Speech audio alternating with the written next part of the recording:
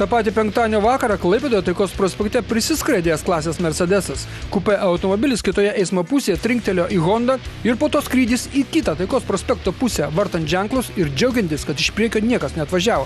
Bet iš pradžių buvo Honda. Aha. O jūs važiavot antrą juostą? Antrą juostą važiavau. O jis? O jis atvažiavo iš galo, aš tik pajutau smūgį ir tiek. O tu jis reikiausiai, ką jis darė? Neįsivaizduoju, ką jis darė.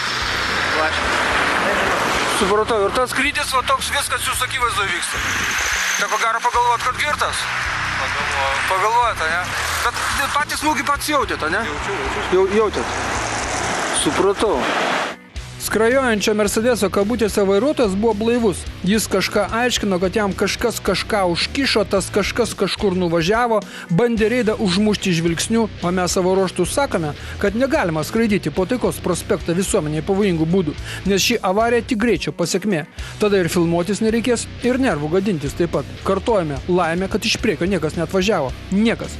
Ir čia susidurėme su įstatymų netobulumu. Šis paskraidęs vairuotojas užpildys eismo įvykių deklaraciją, o vairuotojas aštriau persirikėjęs iš vienos eismo juostos į kitą gali būti žiauriai nubaustas už chuliganišką ar pavojingą vairavimą. Štai tokie reikalai.